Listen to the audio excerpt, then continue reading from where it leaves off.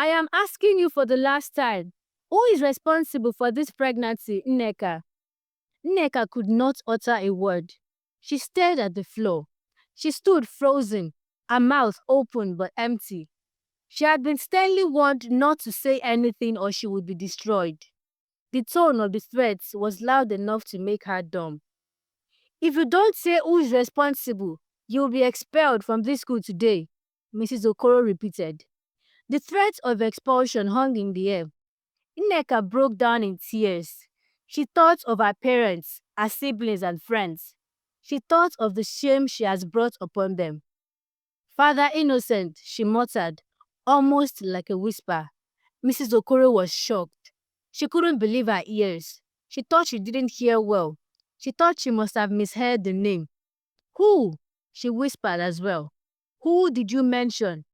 Nneka repeated. It was Father Innocent. He is the one responsible for my pregnancy. The biology laboratory went quiet. It was a name that should never be mentioned in such a scandal. At Our Lady of Fatima Girls College, Owerri, the night bell always rang at 10 o'clock without fail. But the story of how Nneka got here started on the one night the bell did not ring. While the other girls slept in the starch-smelling dormitory, Nneka had lain awake. She heard 3 slow taps on the door. It was Reverend Father Innocent, priest, protector, principal, the man everyone trusted. Come, my daughter, the Lord needs you, he said. She followed him to his office, moving through the dark corridors. She thought she was being obedient. She didn't know she was walking into a trap. By the time they were done, Nneka had to rush back to the dormitory alone. Nobody would know. The girls in the room with her would ordinarily think she went to ease herself. At least, so she has always thought. She had never been caught sneaking out or coming back. Before this darkness, Nneka was the light of the school. She was brilliant, beautiful, and the girl every parent wanted their daughter to be. Teachers smiled when she raised her hand. Students whispered her name with admiration. In the chapel, she prayed longer than anyone else, and Father Innocent would preach from the pulpit, his eyes always finding her. The whole school loved Father Innocent. He was handsome, generous, and loved by all. Over 700 students in the college showered him with admiration. Students had access to his office without restriction to make one complaint or another. He had a good laugh. His hands blessed heads, wiped tears, and distributed gifts. His office smelled of incense and old books, authority wrapped in comfort. Beyond this all, he was handsome, calm, and powerful. Senior girls whispered about him in low tones. When he met Nneka, he told her she was special. God trusted her, and being obedient brings rewards. Nneka smiled as he said those words, even not knowing their full meanings or how they applied to her. He had told Nneka that she would come back to his office later in the night for something very important. It cannot be said right now, he said, only at night. Nobody suspected that behind the kindness was a trap. That night, arrangements were made quietly. A door unlocked. The matron who had slept was startled. She stood up only to see it was Father Innocent. She knelt down to greet him. Father blessed her with a sign of the cross and urged her to go back to sleep. He told her he was only doing some check-ins on the students. Without much talk, the matron went back to sleep. Father Innocent got to Nneka's dormitory room and tapped 3 times. Only Nneka could hear it because she had been awake, waiting to be sent for or called by the father. Even with the anticipation, she was afraid. She only walked towards the door and followed Father Innocent to his office. It was a quick one. He had given her drugs to take immediately and warned her that if she ever told anyone, she could be in danger. No one would believe her. Nneka swallowed the silence and the drugs, and for a long time, nobody knew. But before the truth came out, there was silence. Days had passed since the night the Reverend Father called her. Classes continued. Prayers were said. Exams were written. Nneka still came first in class. She still knelt in the chapel. She still smiled faintly when spoken to. But inside, her world was collapsing. Every knock at night stole a piece of her. Every promise the father made felt like a lie carved into her heart.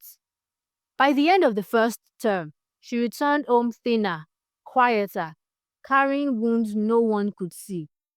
Her mother hugged her and said, "You've grown." Nneka said nothing. Second term began under a pale Amazon sky. Nneka returned changed. Her uniform fit differently. Her eyes no longer followed lessons. She slept in class, her pen slipping from her fingers. Whispers followed her. Then one morning, during assembly, under the burning sun, Nneka staggered. As she bent forward, she threw up. Students on the same line scattered to avoid their uniforms being soiled. Nneka fell sick onto the dusty ground. Teachers rushed to help. The school nurse was sent for. But before the nurse could come, Mrs. Okoro, the biology teacher and the oldest teacher in Our Lady of Fatima Girls College, took over. Mrs. Okoro is a mother. She could tell what the sickness was just by the symptoms. She ordered people to lift Nneka to the biology laboratory. She felt her temperature.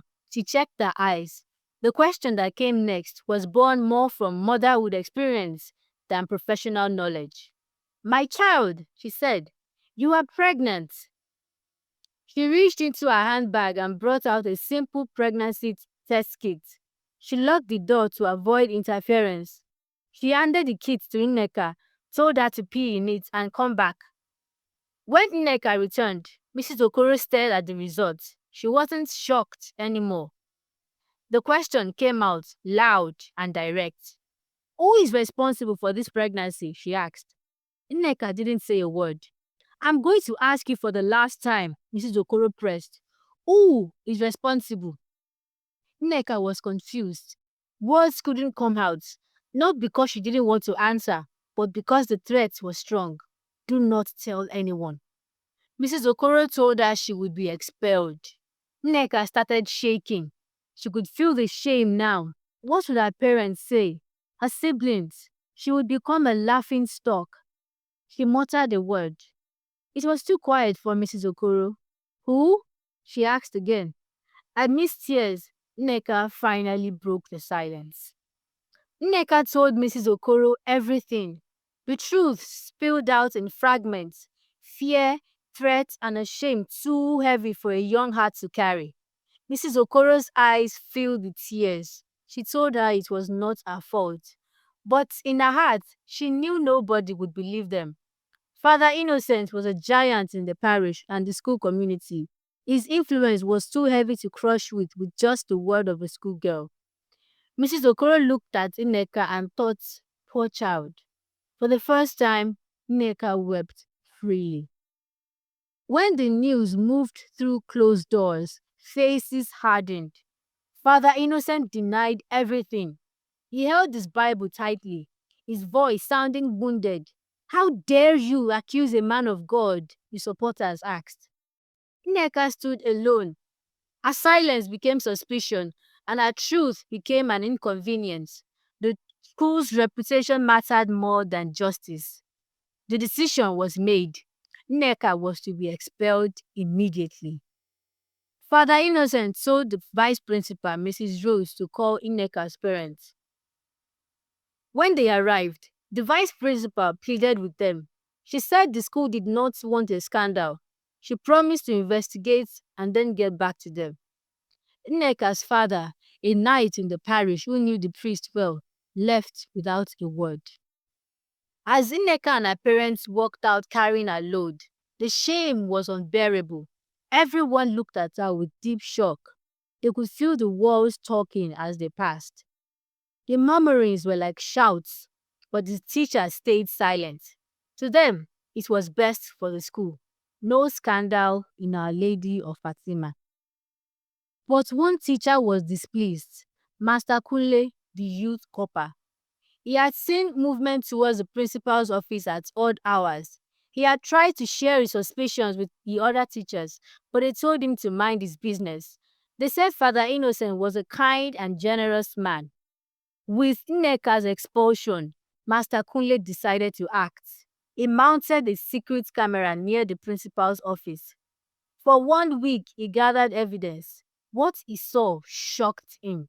It wasn't just Nneka. He saw different teenage girls moving into the office at odd hours. When the timely PTA meeting was announced, Kunle knew this was his chance. He summoned the girls from his video recordings and convinced them to testify. Then he went to Douglas Road to find Nneka's parents. When he arrived, they looked at him with mixed feelings. They thought he had come to confess that he was responsible for the pregnancy. But when Master Kunle showed them the evidence, they were shocked. They couldn't believe it. Initially, they refused to return to the school. They said the school promised to investigate. They didn't want any more scandal. But after much pressure, they agreed to show up for the PTA. On the day of the meeting, the hall was filled. Father Innocent started by mentioning the academic awards the school had won. Parents were clapping and shouting, excited about the excellence of the college. But the atmosphere changed when Nneka and her parents stepped into the hall. There were murmurings, but the principal commanded everyone to remain calm. Immediately he finished, Master Kunle rushed to the front and grabbed the microphone. His voice cut through the hall. "Yes, the school has done very well in academics," Kunle shouted. "But it has failed in morals." He continued, "The school has failed to protect our girls. We have evidence of their molestation every night when they should be sleeping soundly." He pointed at the podium. "The mind behind all this is the man is supposed to be a father to these girls." Father Innocent bowed his head. He knew the secret the school had buried had been exhumed. Chaos erupted. Parents who had seen the video evidence stood up, expressing their disappointment. Then Nneka's father spoke. His voice was heavy with pain. He told the crowd that his daughter Nneka was pregnant because she had misplaced the pregnancy preventive drugs Father Innocent had given her to take. The truth was out, finally.